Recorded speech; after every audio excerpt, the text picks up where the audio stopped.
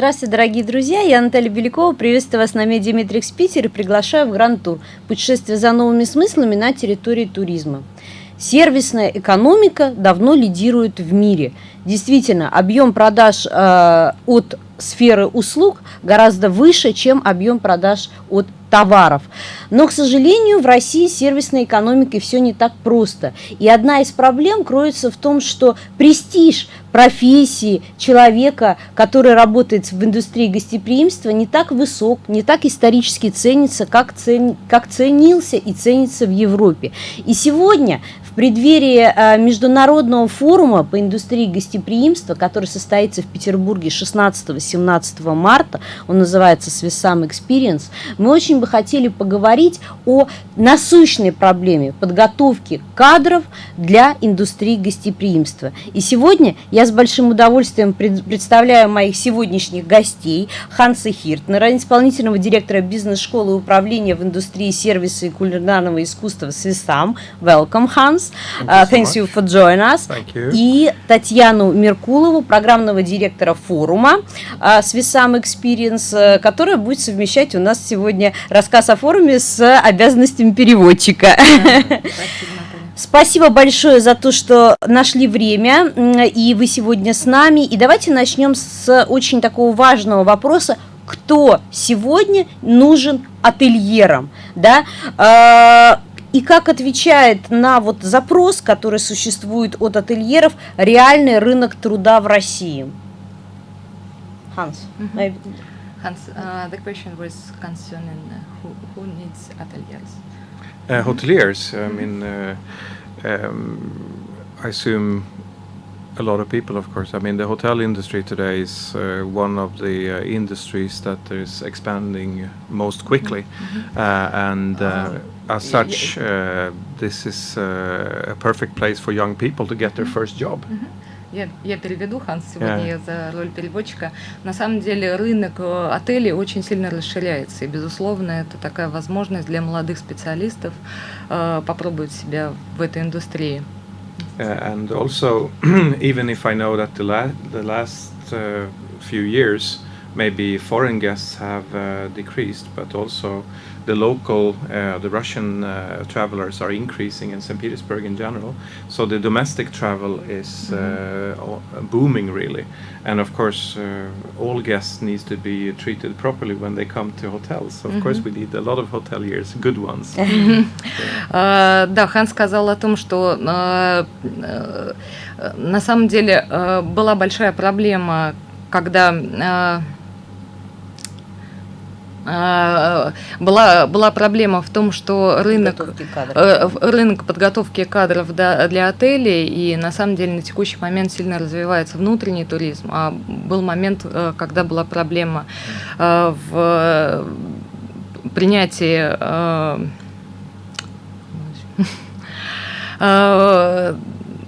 собственно говоря, рынок труда, он, насколько я понимаю, не отвечал запросам индустрии гостеприимства, текущим, учитывая то, что сейчас увеличиваются внутренний туризм, растет, и ательерам необходимо отвечать на этот запрос. Если мы будем говорить о том, каким образом меняются, может быть, меняются требования к отельной индустрии в целом в мире, потому что Swissam — это, понятно, да, школа международная. Вот здесь какое отличие у российского потребителя, да, какое отличие у желания, кого хотят видеть российские ательеры в своих в стафе, да? So do you understand the question? No, but just repeat it so I can answer it properly. So that would be nice. Thank you. Yeah. So whom wants to see Russian hoteliers? Who wants to see Russian hoteliers? I mean, in general, I think repeat the question because I don't think I got it really. So. The idea is the ideal staff for Russian hoteliers now. Oh, okay. That's a clear one. I think the Russian hotel industry is actually, they need staff which knows the basics in hospitality, of course. And безусловно, отели нуждаются в тех людях, которые знают основы гостеприимства. Это первая базовая вещь. Maybe Russian hoteliers have some specific needs. No, I don't think so. I mean, they need to serve the guests just like anybody else, right? And безусловно, да, если говорить о специфике русского гостеприимства, это должно быть на одном и том же уровне. Это не важно. I do believe that the principles of running a hotel should be the same if you're having a Russian chain like Azimut, or you have a independent hotel, or if you run Four Seasons. I mean, it's about hospitality, and that should be going through any hotel operation, I hope, at least. Если мы говорим о гостеприимстве, безусловно, это должно быть одинаково для всех. И для больших сетей, и для локальных сетей. Если Азимут мы возьмем как пример, то это должно быть одинаково везде. Безусловно, гости приезжают, они должны себя чувствовать комфортно, где бы они ни были. I do think that the Russian hotels may be an advantage in many ways, because if you travel to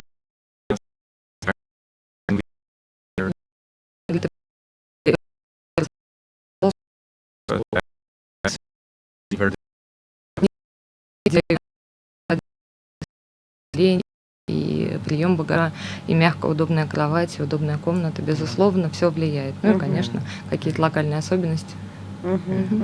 У меня вопрос к Татьяне.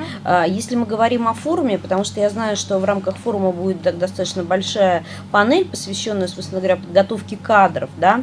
Правильно ли я понимаю, что, в принципе, не делается разделение между подготовкой кадров, допустим, для маленьких частных отелей, семейных, и для международных сетей? По крайней мере, ну вот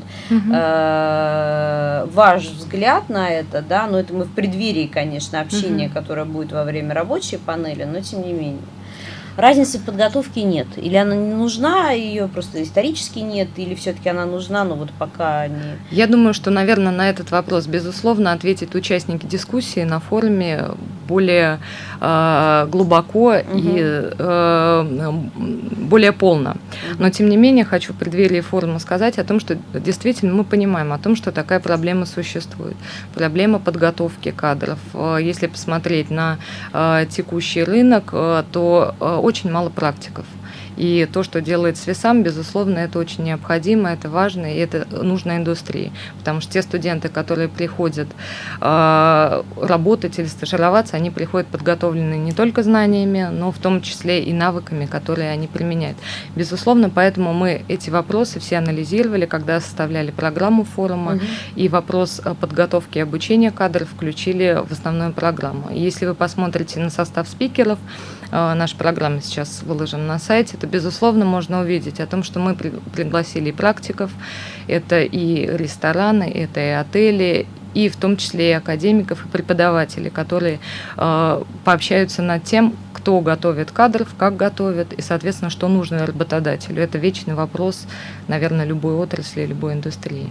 Не могу не задать вопрос, для которого, наверное, ну, в том числе для меня, как для представителя, собственно говоря, международной отельной цепочки, одной из, да, все-таки ательеры отдают предпочтение людям, которые получили образование в индустрии гостеприимства на том рынке, ну, на которых сосредоточены их интересы, все-таки это российское образование, да, территориально, по крайней мере, они его получали, либо отдают предпочтение скорее выпускникам, допустим, швейцарских школ. We are speaking about competition between Swissam and some Swiss schools of hospitality. Ah, okay. Or local schools, or yeah, right. and local schools. Yeah. So some other local schools of St. Petersburg and some Swiss schools and European ones. Of course, I have to say that we're the best. Of course. That goes with the territory of being me. But you know, first of all, you know, I cannot say that we're better than, for example, Russian universities. The only thing I know we're different, and time will tell if we're better, I guess. Переведу, да, безусловно, я не могу сказать о том, что мы лучше, чем университет, но тем не менее у нас есть моменты, да, которые отличают нас от стандартного образования. What's the difference? The difference is I can say what we're doing, and we're concentrating on having teachers which are not traditionally pedagogically educated people. В первую очередь, конечно, мы концентрируемся на преподавателях, которые не в стандартном понимании академики и профессора, а в большей степени практики. They are industry specialists, and knowledge in this industry is a fresh commodity. So they are people who actually, some of them actually worked the same day and came to us and teach, in the evening. В первую очередь, конечно, они практики, они представители индустрии, и часть из них, действующие представители индустрии, и часть из них работают, а вечером к нам приходят преподавать. And some of them are fixed employees, which we have hired on a permanent basis, but кто-то из них это постоянные наши сотрудники, которых мы нанимаем на постоянную работу. But these are people with 25-30 years experience from the international market, and it's perfect. And you also have to say it before, and Russian experience, because we cannot pretend we're anywhere else than in Russia, of course. Ну и, безусловно, это специалисты, у которых 25-30 лет опыта в индустрии, безусловно, с опытом работы в России. And the other part of what I believe is our strength is that we let the students out into work life 6 months per year. So they go into 20-22 weeks of internships. И, безусловно, мы даем возможность студентам пойти на стажировку, которая длится 6 месяцев. So the combination between having teachers from the industry, meeting them on an everyday basis, plus that they meet people in the industry for 6 months, I think gives them the opportunity to get a job, and that's the most important thing for a student, I guess. Да, и самая, наверное, важная вещь, которая отличает нас от обычных, от стандартных университетов, это то, что мы даем возможность стажировки, где студенты встречаются и с представителями индустрии каждый день, видят то, как это происходит в жизни, и в том числе и обучаются этому процессу. And I also have to say, we're Swiss American, we run Swiss American programs, but, we are in Russia. This is the best place I've ever lived, so I'm very dedicated to this country.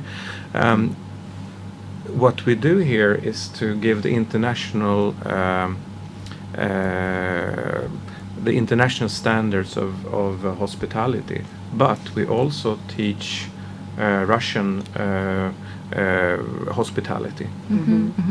Безусловно, мы Swiss American и школа Swissam American, но тем не менее мы находимся в России, мы очень любим эту страну, и, безусловно, мы обучаем не только международному гостеприимству и не только международным навыкам, но и локальным российским навыкам, потому что без этого невозможно.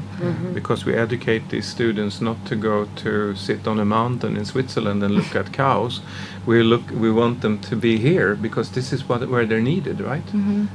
Ну и мы думаем о том, что необходимо студентам, и Ханс пошутил о том, что, безусловно, мы не отправляем студентов в Швейцарию наблюдать за коровами, а мы учим их тому, что необходимо здесь.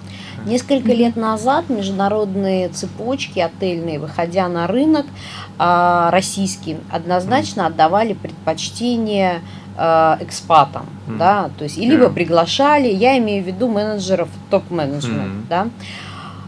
Как обстоит ситуация сейчас? Все-таки и интересны скорее гарантированные выпупускники с опытом, с гарантированным опытом, допустим, швейцарских школ, либо ведется поиск менеджмента среднего и высшего звена среди выпускников российских учебных заведений, обучающих. Did you get the idea? Yeah, I sure did.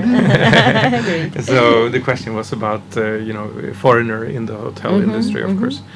I think we have to understand also that the hotel industry is quite young in terms of international standards. I guess Grand Hotel Europe was one of the first ones starting this back in many years ago. But безусловно, индустрия гостеприимства, она очень молодая, мы должны это понимать. Вот, и Grand Hotel, наверное, один из таких столпов и примеров. Different chains have different theories about who they should hire in senior positions. И, безусловно, каждая сеть, у каждой сети свои требования, свои стандарты относительно принятия российских или нероссийских граждан. I want to see our students go in senior positions in other countries, and then they are the foreigners, right?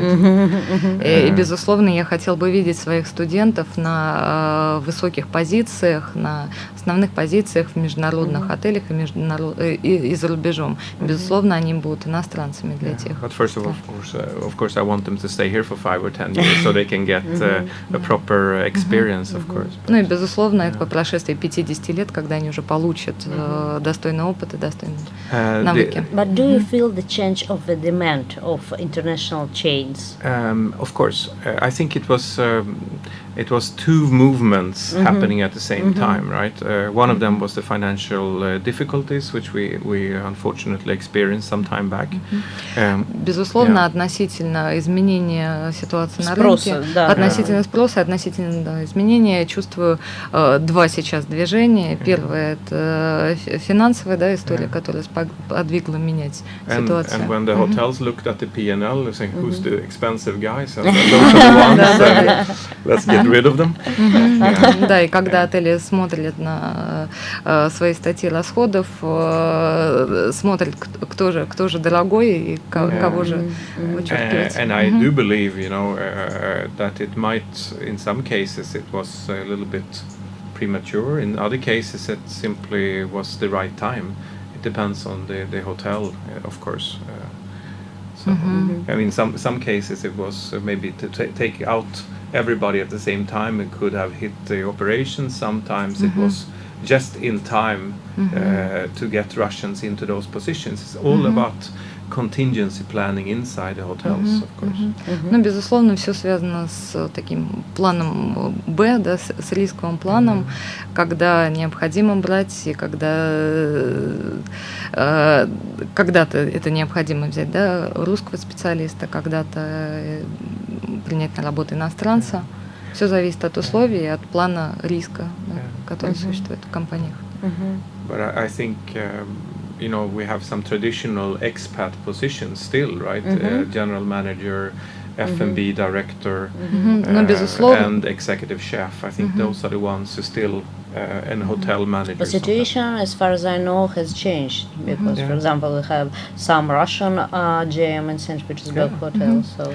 Да, но безусловно есть те позиции, которые традиционно уже стали позициями для экспатов, да, это general manager, генеральные директора отелей, это F&B директора и шефы отелей. Но ситуация меняется. Да, ситуация меняется, я здесь тоже могу добавить, да, потому что действительно в Петербурге появляются отели, и это я полностью согласна с Хансом, что это следствие финансовой ситуации и просто рентабельности, да, приглашения зарубежного специалиста при условии, что уровень подготовки специалистов в общем и целом выравнивается, да, ну, по крайней мере, если мы говорим о каких-то международных стандартах, то получить это в Швейцарии, получить это в определенном учебном заведении, которое, в частности, представляете вы в Петербурге, и уровень будет примерно одинаков, плюс знание местного рынка, что, конечно же, очень важно. И вот именно это позволяет нам увеличивать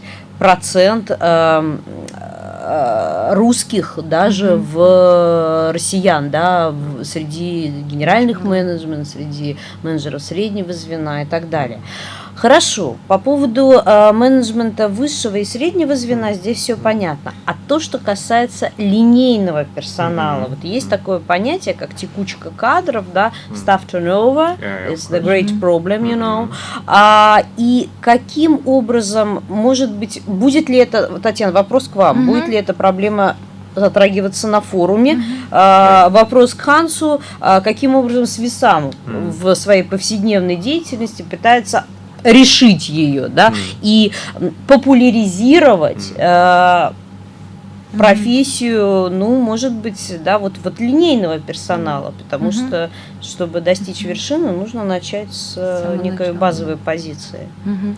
Относительно программы, именно в отдельную тему, относительно линейного персонала, мы не выделяли. Но, безусловно, это тема, которая не может быть не затронута. Я уверена, что спикеры не раз поднимут этот вопрос касательно отелей, касательно ресторанов, касательно кейтерингового обслуживания, потому что дефицит кадров, текучка, безусловно, те вопросы, которые требуют обсуждения и внимания со стороны спикеров. Много тем будет затронуто, да, и там первая дискуссия, которая у нас пройдет, кризис, это новая реальность, факторы успеха в индустрии, безусловно, это тот вопрос, который также будет вставать. Не уверена, что именно линейный персонал будет прям конкретно обсуждаться отдельным вопросом, но тем не менее, как один из факторов, да, влияющий на факторы успеха в ресторанном и бизнесе и гостеприимстве, безусловно, это будет. What about the problem of staff turnover? Yeah, of course. You know, one of the things that makes our students so attractive for hotels is that they have got over the first hurdle. They want to be in this industry, which means, you know, that means that they might stay for a while also. И обратная сторона нашего такого практического обучения – это то, что студенты хотят перепрыгнуть ступеньку и не хотят начинать с самого начала, с самых азов, а уже хотят попасть сразу в индустрию и попасть так уже довольно хорошо. I think we have several things happening at the same time, right? We have few well-educated hoteliers. At the same time, the industry is expanding at a ever-increasing rate. I talked to the head of CIS for Hilton, and I don't exactly remember the number, but the next 5 years they will open 40 plus hotels, right? So, and they have to be staffed. So the question is, you know, where will they have to take all of those people from? That's the problem. This is the most growing part of the economy right now. Ну и сфера гостеприимства, безусловно, развивается и растет, и здесь несколько факторов, которые влияют. Это и нехватка персонала, но с другой стороны, это непрофессионализм, в том числе каких-то молодых локальных ательеров. Ну и в том числе, когда даже такая сеть, как Hilton, выходит и открывает большое количество отелей. Ханс упоминал, что порядка 40 отелей будет открыто, когда он общался с одним из своих коллег. Соответственно, они будут требовать большого количества обученных специалистов. И где их брать? Вот этот вопрос. And the people who are attracted to the hospitality industry, you know, if you go into chain hotels or Domina, for example, you will come into a separate world. It's a fantastic world if you like that. Okay, maybe the working hours are not so convenient, but you'll be a part of a great family, and this family also extends into the people staying in the hotel. So it's, if you have that inside yourself, it will be a delightful experience. Ну и, безусловно, это особый мир, который притягивает, который заставляет у себя остаться. И, соответственно, если ты попадаешь в этот мир, в фантастичный мир, полный сюрпризов, неожиданностей, может быть, да, Ханс, не перевожу прямо дословно, но, тем не менее, пытаюсь передать тот настрой, да, который ты говоришь. Безусловно, вот это вот то, что заставляет прийти в этот мир гостеприимства, обслуживания. Do Swissam graduates have some experience in implement maybe in some introduction programs? You mean inside the hotels? Or, Yeah. You know, what we do as a school is my main priority being in charge of this school is to get students to get jobs, right? So we have something called Career Day. We had one in February, and it was 36 different hotels and restaurants kept coming to try to get, I guess it was 75 to 80 students at that point So this is what we trying to get them into. You know?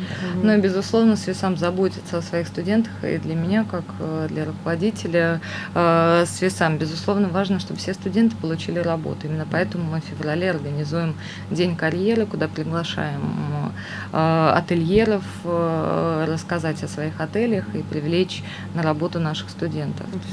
Sorry, but the question was, do the students of Swissam have some experience or maybe some lessons how to implement the introduction programs of the hotel, how to support the interests of to the industry, the staff in general. To basically convince people around them that it's great. Собственно говоря, должна перевести. Да, вопрос в том, что имеют ли студенты Swissam компетенцию, может быть, дополнительно какие-то уроки, лекции по тому, каким образом вот эти introduction, как называется introduction program, да, то есть программы адаптации персонала, как их реально внедрять, потому что это же действительно залог успеха, когда менеджер среднего либо высшего звена, да, он четко понимает, каким образом удержать, привлечь линейный персонал. Есть ли вот такой опыт, такая компетенция, учите ли вы ей специалистов в Swissam? So if they have any special programs, but you know, what we do, we have 170, I call it kids because all of them are younger than me. It's the simple way to put it. We focus on creating an environment where they get very excited, and if they get excited, they will tell their friends. So what we see now is a lot of current students bringing their sisters, brothers, their friends to come and study. So this is how we actually make it exciting in maybe in a small way, right? Ну и безусловно, мы хотим, безусловно, у нас довольно большое количество студентов, их 170, я их называю детьми, потому что все они молодого возраста, и, безусловно, то окружение, та окружающая среда, в которой они находятся, безусловно, она должна быть привлекательной, восхитительной, и когда к нам студенты приходят, они вот в этой атмосфере находятся, из которой не хотят уходить. И потом рекомендуют своим друзьям, знакомым, и уже вот после первых студентов у нас уже и братья, и сестры, и уже и друзья. То есть промоушен индустрии гостеприимства существует, да? But what we do also, we go to schools and we invite the schools to come to Swissam.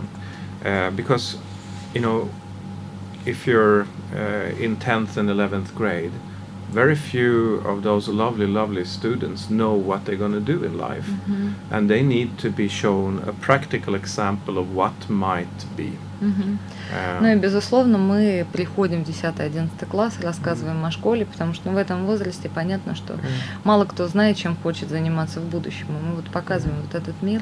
So we invite them and tell them about hospitality. But you know, I usually have speeches to these I'm surprising them sometimes. Но, безусловно, да, мы приходим, рассказываем речи, иногда я удивляюсь, когда выступаю. And what I'm telling you, you know, it's follow your dream. It might not be hospitality. It might be something totally different. It might be, you know, engineering. It might be architecture. It doesn't matter really. Ну, безусловно, да. Я им говорю, следуйте за своей мечтой. Это крайне важно. И мечтайте, кем вы будете. Инженером, не инженером, соответственно, следуйте за своей мечтой. Because if you're 16, 17, even 15 years old, you know, it's very young age to take such a life-changing decision. So that's why I'm actually telling them, you know, try to decide what you want to do, not to be too influenced. It's no meaning going to a university only because your best friend is going to go there. It's a very bad idea, because it might not be what you want to do at the end of it. You're going to be stuck with that. Но, безусловно, я говорю, следуйте из-за своей мечты, из-за своей интуиции, не делайте только так, как делают ваши друзья. И понятно, что в 15, 16, 17 лет крайне сложно определиться со своим будущим, и вы должны вот сейчас принимать это решение и следовать за мечтой, выбирать вот это, не обязательно поддаваться влиянию. Give us, Hans, some examples of some maybe stereotypes about hospitality in general, which you were very surprised during such presentations.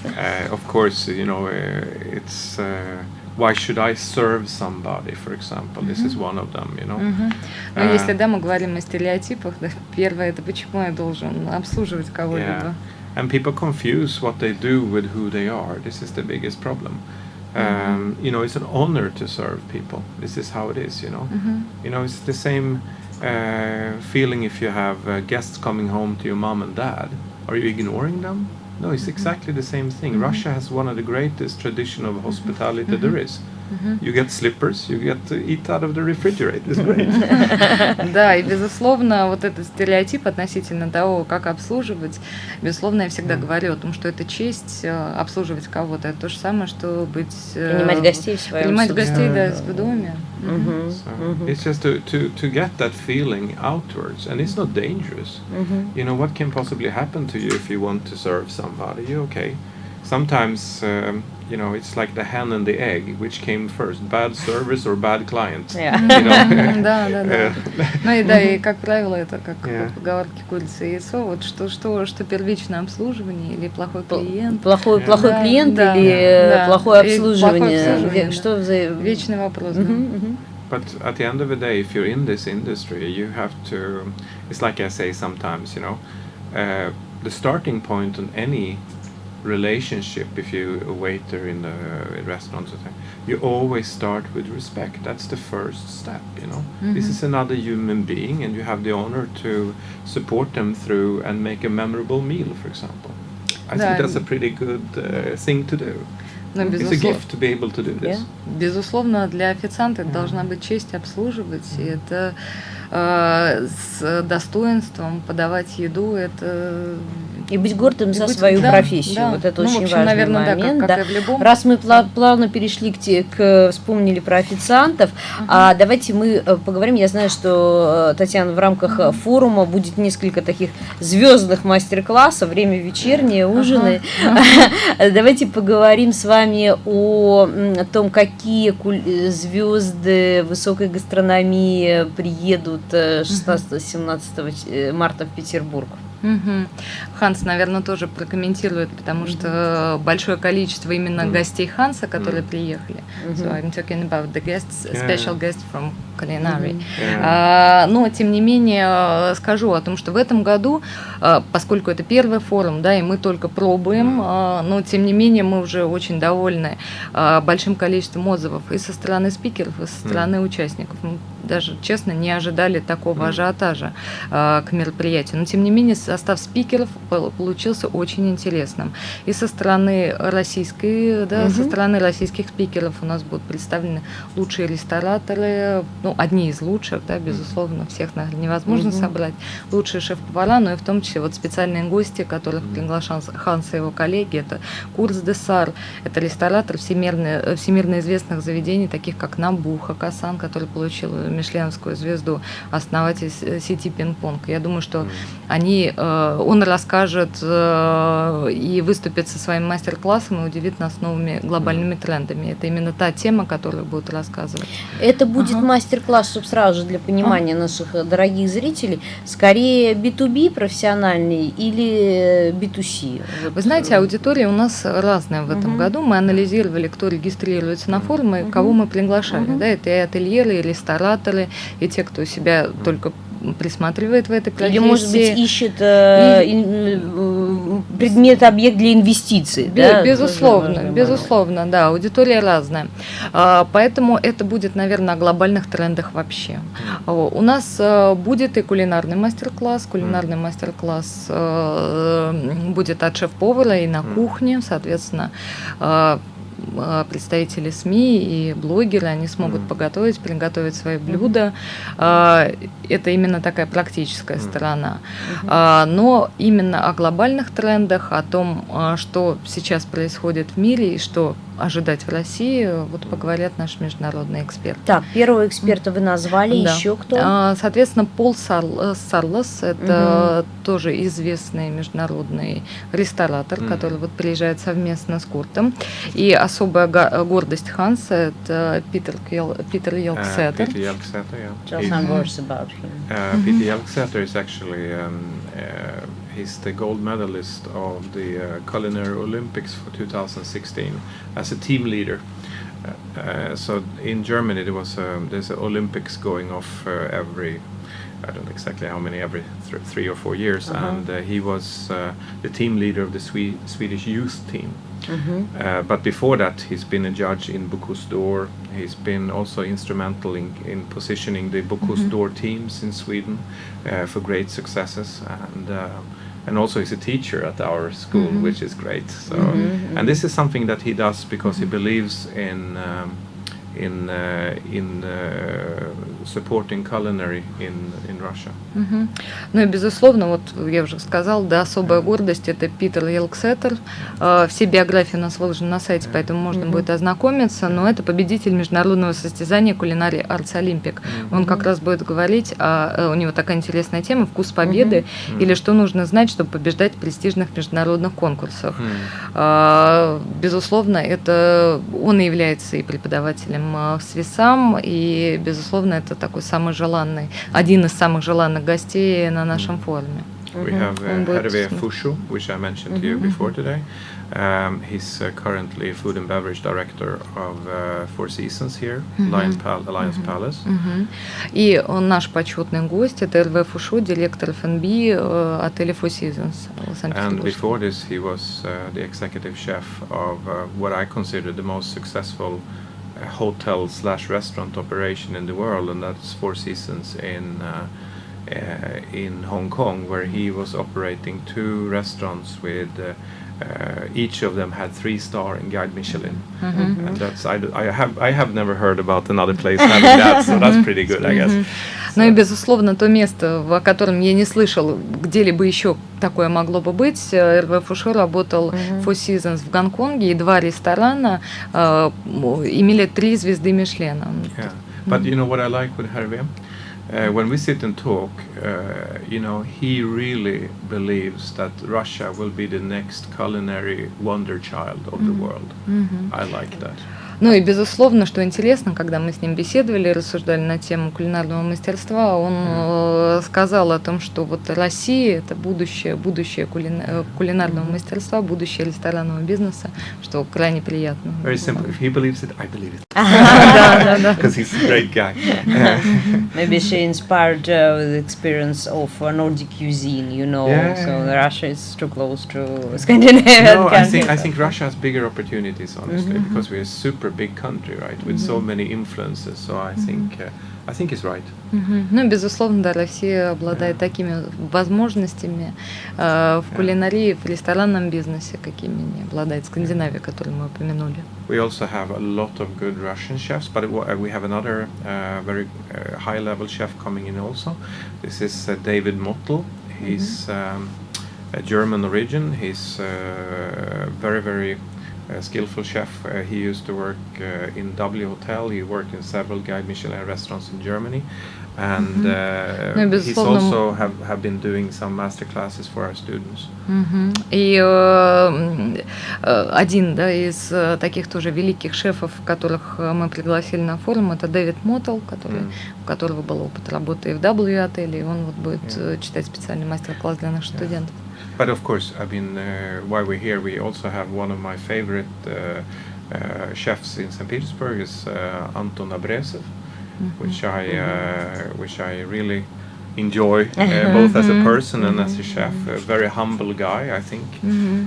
He's ну, безусловно, да, Ханс, скажу, да, о том, что, безусловно, мы пригласили и наших шеф-поваров, которые уже тоже достойны серьезного и великого уровня, как Антон Обрезов. И у нас будет очень интересная тема, поэтому привлекаю к ней заранее внимание. Это способны ли локальные продукты составить конкуренцию западным?